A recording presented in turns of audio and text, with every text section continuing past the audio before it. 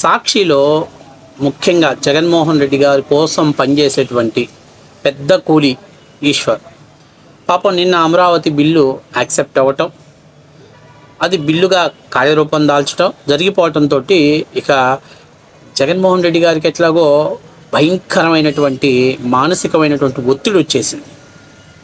ఆయన ఏదో press meet పెట్టేసి ఆ ఒత్తిడి తగ్గించుకోవడం కోసం, కొంచెం ఎంటర్టైన్మెంట్ కోసం మావి గన్ అని చెప్పి మాట్లాడటంతో మొత్తం సోషల్ మీడియాలో మావి గన్ను కాదు, లేకపోతే డిఫరెంట్ నేను ఇంకా అవన్నీ కొంతమంది అయితే పాపం చాలామంది రాజధానిని సర్వనాశనం చేశారనేటువంటి కోపంలో కొంతమంది కొన్ని పేర్లు పెట్టారు. అవన్నీ నేను మాట్లాడదలుచుకోవట్లా. పులివెందుల్లో పియు, అలాగే కడపలో కేఏ కలిపి తీసుకోమని ఇట్లా చాలా చెప్పుకుంటూ పోయారు. అవన్నీ చండాలమైన మనం చెప్పుకోదలుచుకోవట్లేదు. కానీ ఇక్కడ చాలా ముఖ్యమైన విషయం ఏంటంటే,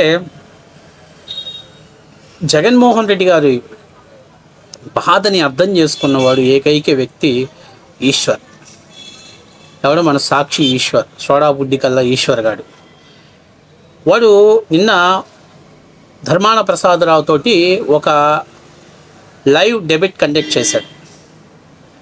అందులో అసలు వైసీపీ స్టాండ్ ఏంటో వాళ్ళు చెప్పట్లే. వాళ్ళకి ఇప్పటికీ కూడా వైసీపీ స్టాండ్ ఏంటి ఏమంటాడు, అమరావతికి మేము వ్యతిరేకం కాదంటాడు. కానీ 16 లక్షల క్యూసిక్ల వరద వస్తే అమరావతి మునిగిపోయిద్దని అంటాడు. అమరావతిలో నిర్మాణాలు చాలా కాస్ట్ అంటాడు. అసలు మీ స్టాండ్ ఏంటి క్లియర్ కట్గా చెప్పండి. మేము అమరావతికి వ్యతిరేకం, అమరావతి పెట్టడానికి మేము ఒప్పుకోవట్లేదు మరి అన్నప్పుడు జగన్మోహన్ రెడ్డి గారు మావీ గన్ అని ఎందుకు పెట్టాడు? మచిలీపట్నం కాంచి మొదలు పెట్టుకొని మావీ గన్ను పెట్టండి అని చెప్పేసి ఎందుకు చెప్పాడు? అమరావతితోటి చంద్రబాబు నాయుడు భూదోపిడీ చేస్తున్నాడు, కోట్ల రూపాయలు స్కామ్ చేస్తున్నాడు అంటాడు.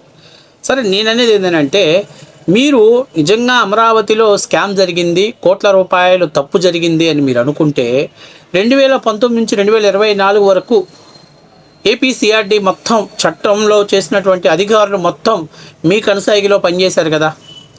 ఎక్కడ తప్పు జరిగింది, ఎక్కడ భూ స్కాములు చేశారు, వాటన్నిటిని మీరు ఎందుకు తవ్వి పట్టుకోలేకపోయారు? అంటే అవినీతిని పట్టుకోవటంలో మీ దగ్గర సమర్థవంతమైనటువంటి ఉద్యోగ నైపుణ్యాలు కలిగినటువంటి ఉద్యోగస్తులు లేరనా, లేకపోతే మీరు అసమర్థులని ఒప్పుకుంటారా? ఈ రెండిట్లో ఏదో ఒకటి చెప్పాలి కదా. మీరు అవినీతి జరిగింది అనేది అవాస్తవమైనటువంటిది, కేవలం ఆరోపణ. అమరావతిని రాజధానిగా కొనసాగించాలనేది మీరు కొనసాగించడం మీకు మనస్ఫూర్తిగా ఇష్టం లేదు, ఇది వాస్తవం. అయితే ఈరోజు వీళ్ళు మాట్లాడుతున్నారు, చట్టాన్ని మేము మారుస్తాం, చట్టాన్ని రాజ్యాంగాన్ని 120 సార్లు పైన సవరణ చేశారు, ఈ చట్టాన్ని మార్చడం పెద్ద గొప్ప అది అని చెప్పేసి మాట్లాడుతున్నారు.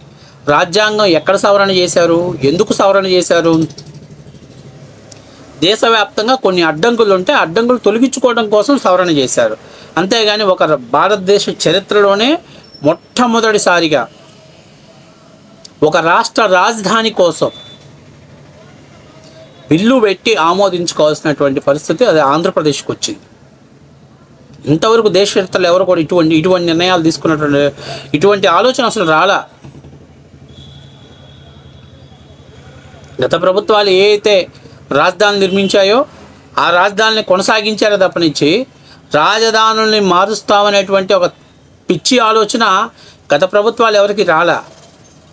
ఇవాళ సాక్షి ఈశ్వర్ మీరు తెలుసుకోవాల్సింది ఏంటంటే, లోక్సభ రాజ్యసభ ఒక్క వైసీపీ తప్ప మిగిలిన అన్ని పార్టీలు గాండ్రించి మీ మొహం మీద ఊసాయి. అరే 3 రాజధానులు ఏంటారా పిచ్చనాయాలారా? అసలు ఏమన్నా అర్థం ఉందా మీకు?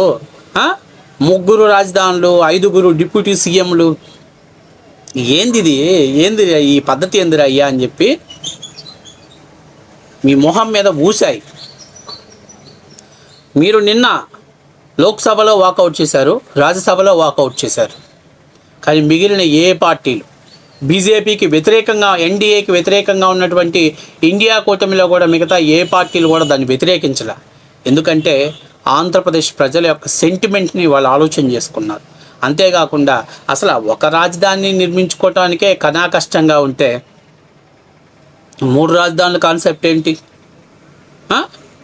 అసలు ఏమన్నా ఈ సాక్షి స్టూడియో వైఎస్ఆర్సీపీకి వాళ్ళు కార్యకర్తలు చూడటానికి, వాళ్ళ నాయకులు మాట్లాడుకోవడానికి ఒక చర్చా వేదికగా ఉంది, అంటే ఒక ప్లాట్ఫారంలా ఉంది. అంతేగాని అది ప్రజలకు పనికొచ్చేటువంటి ఛానల్లా పనిచేయట్లేదు అనేది వాస్తవ విషయం. ఎందుకంటే వాడు మాట్లాడతాడు, నదీ పరివాహ ప్రాంతాల్లో రాజధానులు, అన్ని రాజధానులు ఉన్నాయి. ఇలా బెంగళూరుకి కావచ్చు, అన్ని మోస్ట్ డెవలప్మెంట్ అయినటువంటి నగరాలన్నీ కూడా నదీ పరివాహ ప్రాంతంలోనే ఉన్నాయి. దాని గురించి మాట్లాడితే కృష్ణానదికి వరదలు వస్తాయి. 150 సంవత్సరాలు పరిగణలో తీసుకున్నప్పుడు ఎప్పుడూ కూడా కృష్ణానదికి ఏదైతే అమరావతి లాంటి ప్రాంతంలోకి వరదలు వచ్చినటువంటి పరిస్థితులు లేవు అనేది స్పష్టంగా ఫ్లడ్ మేనేజ్మెంట్ వాళ్ళు రిపోర్ట్ ఇచ్చారు. అంతేగాక ఇప్పటికీ మనం చెప్పుకుంటే దివిసీమ ఉప్పెన్ అని చెప్పుకుంటాం, లేకపోతే వైజాగ్ హుదూద్ అంటాం, కానీ తప్పనిచ్చి ఏ రోజైనా మీరు ఈ రోజు వరకు కూడా రాజధాని ప్రాంతంలో ఎప్పుడైనా జరిగినటువంటి సందర్భాలు, అంటే వరదలు అంటే నేను అనేది ఏంటంటే వాగులు బొంగటం సహజంగా జరుగుతూ ఉంటుంది. మళ్ళీ 4-5 రోజుల తర్వాత సాధారణ స్థితికి రావటం సహజంగానే ఉంటుంది. సో దానికి ప్రత్యామ్నాయం ఏం చేయాలి అనేటువంటిది ప్రభుత్వాలు నిర్ణయాలు తీసుకోవాలి. అవసరమైతే ఇప్పుడు ఉన్న పరిస్థితుల్లో రాజధాని డెవలప్మెంట్ అయితే వాళ్ళ నీటి అవసరాల కోసం 2 TMCల నీళ్లు డ్యాములు ఆల్రెడీ వైకుంఠపురం డ్యామ్ అనే మొత్తం 3-4 డ్యాములు నిర్మిస్తున్నారు. అసలు భవిష్యత్తులో భారతదేశ చరిత్రలో నీటి కొరత లేనటువంటి ఏకైక రాజధాని అది అమరావతి. ప్రపంచంలో ఎక్కడి నుంచి ఎక్కడికైనా రోడ్ కమ్ రైల్వే కనెక్టివిటీ ఉన్నటువంటి రాష్ట్రం రాజధాని అది అమరావతి. అలాగే విజయవాడని టచ్ చేసుకొని ఏలూరు బందర్ పోతే పోర్ట్ కనెక్టివిటీ ఉన్నటువంటి రాజధాని కూడా బహుశా అమరావతికి పోర్ట్ కనెక్టివిటీ అయినటువంటి ఒక అడిషనల్ కూడా యాడ్ అయ్యేటువంటి పరిస్థితి ఉంది. అన్ని అవసరాలు, అన్ని ఆవశ్యకతలు ఉన్నటువంటి రాజధాని మీద మీరు పడి ఏడుస్తున్నారు. చంద్రబాబు నాయుడు అవినీతి చేస్తున్నాడు, మేము ఒప్పుకోవట్లేదు అన్నారు. మరి గత 5 ఏళ్ళు మీరు అవినీతిని వెలికి తీయొచ్చు కదా. నేను అడుగుతున్న ఈ సాక్షి ఈశ్వర్, నీ బాధ ఏంట్రా? నీ బాధ ఏంటి? నీ యజమాని కోసం నువ్వు ఎందుకు ఇంత తపన పడుతున్నావు? నీ యజమాని ఒక్కడి కోసం 5 కోట్ల మంది ప్రజల్ని తప్పుదోవ బట్టి అని ఎందుకు చూస్తున్నావు? ఇప్పుడు లోక్సభలో, రాజ్యసభలో 2 చోట్ల మీ వైసీపీ వాళ్ళు ఒంటరి వాళ్ళు అయిపోయారు. ఎందుకు అయిపోయారు? మీ వైపు నిజాయితీ ఉంటే ఎవరో ఒకడు మీకు సపోర్ట్ చేస్తారు కదా. ఎందుకంటే మీ నిర్ణయం తుక్లక్ నిర్ణయం. భారతదేశ చరిత్రలో ఎవడు కూడా ఇటువంటి నిర్ణయం తీసుకోడు. అసలు ఆ నిర్ణయం తీసుకున్నారు అనేటువంటి ఊహయే చాలా భయంకరంగా ఉంటుంది. మీరు కాబట్టి మీ పార్టీలో ఆయనే ఫస్ట్ క్లాస్ స్టూడెంట్ కాబట్టి ఆయన తీసుకున్న నిర్ణయాన్ని మీరు ఆమోదించారు. ఇక నువ్వు ఎటుకూడి జర్నలిజాన్ని వదిలిపెట్టేశావు. ధర్మాన ప్రసాదరావు అనేటువంటి వ్యక్తి ఒకప్పుడు ధర్మాన ప్రసాదరావు వేరు. ఇలా ధర్మాన ప్రసాదరావుకి ఇంటి ముందు అవినీతి సొమ్ము చేరి అధర్మాన ప్రసాదరావు మారిపోయాడు. అసలు ముందు మన రాష్ట్ర భవిష్యత్తు ఏమిటి? 5 ఏళ్ళు రాజధాని లేక, రాజధాని అనేది ఏంటో ఐడెంటిటీ లేక మన యువత ఇబ్బంది పడ్డారు.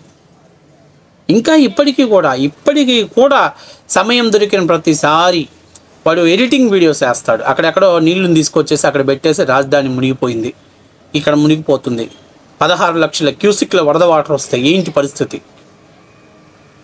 నేను అడుగుతున్నా. హుదూద్ వచ్చింది, అట్లాగే గతంలో సునామీ వచ్చింది. అలాంటి సునామీ వస్తే వైజాగ్లో పరిస్థితి ఏంటి? ప్రకృతిని ఎవడు కంట్రోల్ చేయగలడు? ప్రకృతిని ఒక మోస్తరు వరకు అడ్డుకోగలుగుతాం, దాన్ని మించి స్థాయి చేస్తే ఎవడేం చేయగలుగుతాడు? ఎవడు ఏం చేయలేడు. దానికి ప్రత్యామ్నాయమైనటువంటి ఏర్పాట్లు చేసుకొని ముందుకు వెళ్ళాలి. ఈరోజు గతంలో మీరు ఒక సమస్యను తీసుకొచ్చారు. కొండవీటి వాగు, కృష్ణానదికి కొండవీటి వాగుకి 2 ఒకేసారి వరద వస్తే కృష్ణానదిలో నీళ్లు కొండవీటి వాగులోకి ఎనికి లాగటం జరుగుతుంది. తద్వారా వరద పోటు అనేది రాజధాని గ్రామాల్లోకి వస్తుందని చెప్పారు. మరి దాని ప్రత్యామ్నాయం ఏం చేశారు? దానికి ప్రత్యామ్నాయం బ్రహ్మాండంగా లిఫ్ట్ ఇరిగేషన్ ద్వారా ఎత్తిపోసి నీళ్ళని దాదాపుగా 16 పంపులు ఫిట్ చేశారు. కొండవీటి వాగులో ఎన్ని నీళ్ళు వచ్చినా ఆ నీళ్ళన్నీ కూడా ఆ మోటార్ల ద్వారా ఎత్తిపోసేటువంటి సౌకర్యాన్ని ఏర్పాటు చేశారు. ఒకవేళ ఓన్లీ కృష్ణానదిలోనే వరద రాకుండా కొండవీటి వాగులోనే వరద వస్తే ఆటోమేటిక్గా గేట్ల సిస్టమ్ ద్వారా వెళ్ళిపోయే విధంగా ఏర్పాటు చేశారు. అంటే ఒక ప్రాబ్లం వచ్చింది, దానికి సొల్యూషన్ చూపించుకున్నాం. అట్లా ముందుకు వెళ్ళాలి తప్పనిచ్చి ఎంతసేపు ఉన్నా ఇక్కడ ఇది పెడితే పనికిరాదు అని అంటే కొన్ని ప్రాంతాల్లో తాగునీళ్ళు లేవు, సాగునీళ్ళు లేవు, ఏం చేస్తారు? కొన్ని చోట్ల అసలు కన్స్ట్రక్షన్స్కి నిర్మాణ యోగ్యానికి పనికిరానటువంటి ప్రాంతాలు ఉన్నాయి, ఏం చేస్తారు? ఆ సమస్యలకు సొల్యూషన్ చేసుకోవాలి.